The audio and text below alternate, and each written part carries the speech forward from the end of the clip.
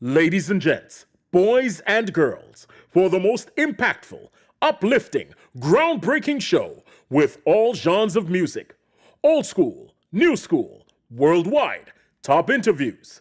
Don't look any further than Uncle Drummer. Good day, people. It's your boy Uncle Drums, the favorite uncle in the world. Another secret location. Today we got a big interview with Lauracurvee. How you doing, miss? Hey, I'm good, thank you. How are you? I'm good. How's life treating you? Yeah, not too bad. Can't complain, really. All right. Love the accent. Love the Thanks. accent. All right, let's jump in, yeah? I know your time's precious, yes? All right, let's get in. All right. So you're a plus-size model. How long have you been a plus-size model for, Laura? I started in 2013. That was when I very first started out, so yeah, about 6 years now. Yeah. And the game's been good to you, yeah? On and off, on and off. All right. So, for the people that don't know exactly what a plus-size model is, could you just explain to us what is a plus-size model, Laura? It's the same as a straight size model. You know, it's we model clothes, we model makeup, any brand that you know we're given the opportunity to. It's exactly the same. It's just that we're bigger, and I think that's and better. Can't say that. But yeah, we're just bigger. You know, we represent a curvier, more voluptuous woman. Okay, excellent. And when did your dream of becoming a plus-size model start? It was actually in 2013. It was something I hadn't really thought about, and then I saw something on the TV. It was a pageant, a plus-size pageant, and that was what inspired me to think, actually, you know, those girls are doing it, why can't I do it? So it all kind of stemmed from there, really.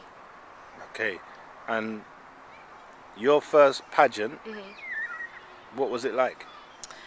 It was a big pageant, actually, to do for the first one. There was a lot of publicity, a lot of media, TV, newspapers. It kind of took over my whole life for a year. It really did.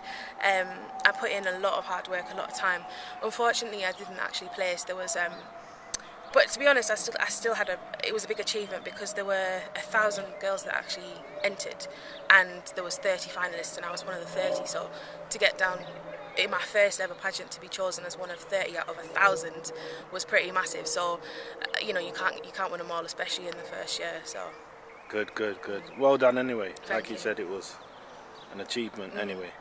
All right, so are you the first person in your family to do modelling, or are you coming from a modelling family? No, it is just me. However, my auntie, when she was very young, she was offered a modelling contract. She was about 19. And she turned it down because she was silly and in love. But she could have modelled quite easily. So yeah, but there's just me that's actually doing it. Okay, let's go back to the pageant, yeah?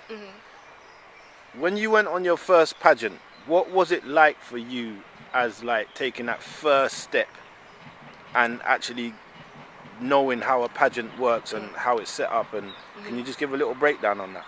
It was scary. I'm not going to lie, it was scary because I didn't really have much of an idea as actually what it was, what happened. I mean, trying to figure out the rounds, because every pageant's different.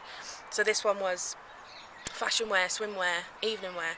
And to get up on a stage, it was in the Grand Connaught Rooms in central London. It's a massive venue.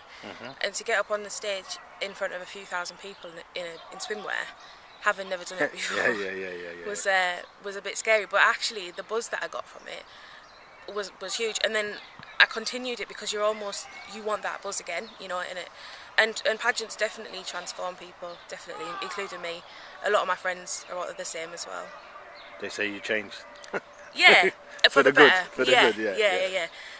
When I look back at 2013 me, it wasn't really me. Okay. I was me, but I didn't have the confidence that I have. I didn't have the, almost like, it's going to sound weird, but like a calm vibe. I was very anxious all the time, and I think that was because I just wasn't comfortable with who I am. So it made me who I am today. Okay. One thing I want to ask you, and I've always wondered this. When it comes to voluptuous girls, curvy girls, plus-size girls, yeah? When it's like shopping and, you know, you're seeing these girls wearing some of these skimpy clothes and sometimes it's not in your size. How do you get over stuff like that? I think nowadays it's become more popular, so you've got a lot more outlets that will do plus size clothing.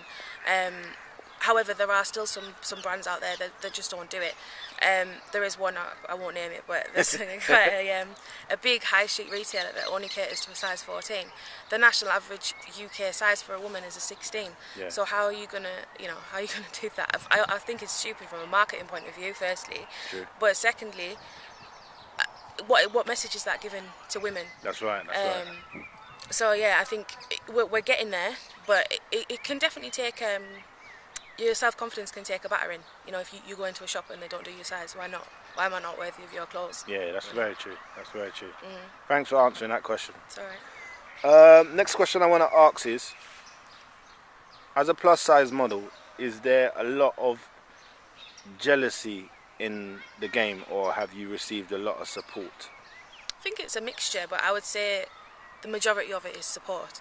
Whatever you do when it's different and when you're out there breaking barriers, you're always going to get some jealousy, because there's people out there that are going to wish that they had the confidence to do what you do. But overall, everything's been positive. When I tell people what I do, that they're more shocked, but in a good way. And you know, you get to explain exactly how it is. But yeah, there's always going to be hate, but majority, I've just received love, really. Excellent, excellent. Who would you say is your favourite plus size model at the moment? There's a few, to be honest. Right, give us a few then. Go on. I think everyone says Ashley Graham, because she just broke the mould, really, when she started doing her thing, and she's so big now as well.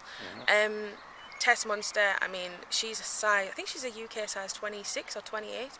So, you know, she's on the larger end of the plus scale, and she's signed. You know, she's got a modelling contract, which is amazing.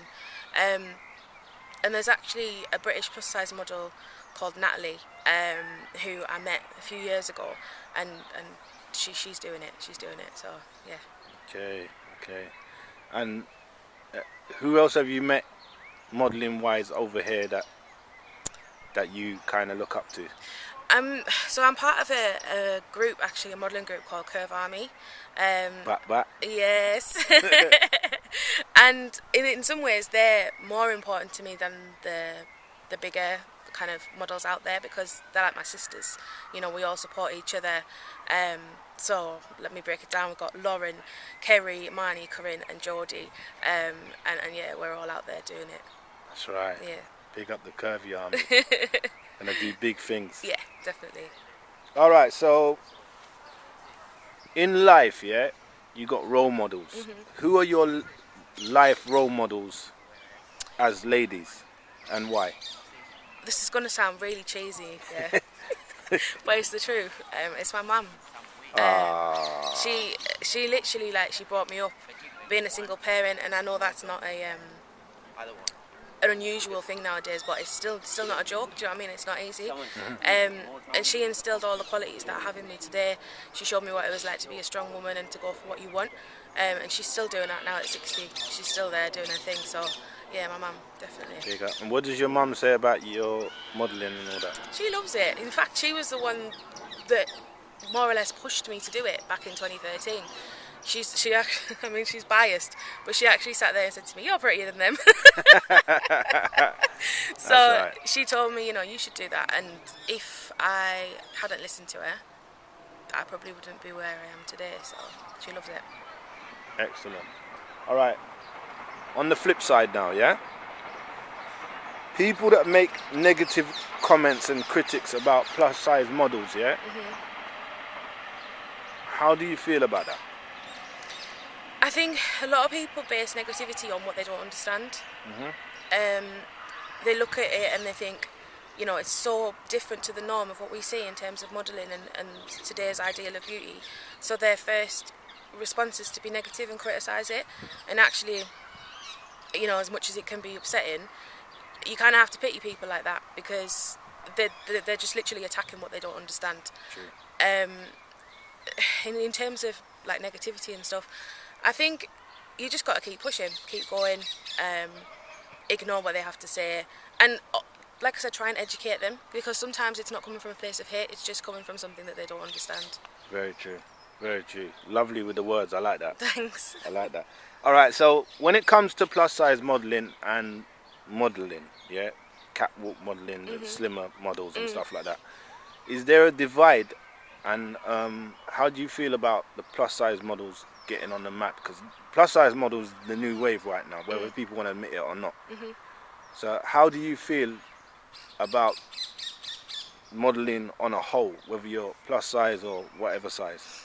I think there's space for both of us, you know, definitely. Obviously, there's always going to be straight size models, and hopefully now plus size models will become, you know, take that step forward and be just the same. We've still got a long way to go, but they're definitely both valid. They definitely both still need to be on the catwalk. It would be nice one day if we could be on the catwalk together. Yeah. You know, having the same item of clothing in a size 8 and a size 20, that would be amazing. Yeah.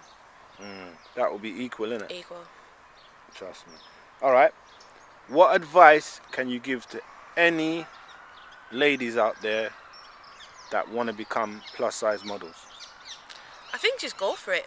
I mean, if you look at, I was at home. I still living in Newcastle at the time.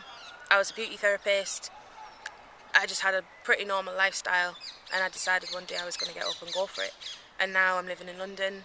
I'm part of, you know, a modelling group. I model for various brands. I've won pageants. I'm competing still in pageants. So my life completely turned around, and that was purely because I wanted it. So I think if you have the drive for it, just go for it. Excellent, excellent. Last few questions. Yeah. Where can the fans reach you? Instagram, Lauracurvee, and Curvy is with a double E, not a Y. Okay. Facebook, I'm my full name Laura Gentles, so Laura Gentles plus size model. I've got a fan page on there as well. Okay. All right, Lauracurvee, yeah? How do you feel at this moment in time now, knowing where you was before and now where you're at now? How are you feeling as a person?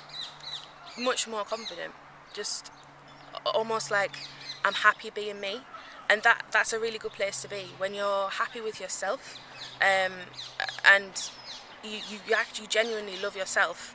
That's just a really nice place to be. I came from that girl that was always the bigger girl, and that it wasn't accepted.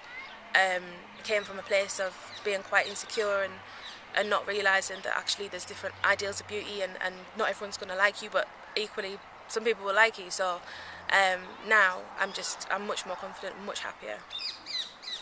Excellent. Where do you want to be in the next 5 years from now?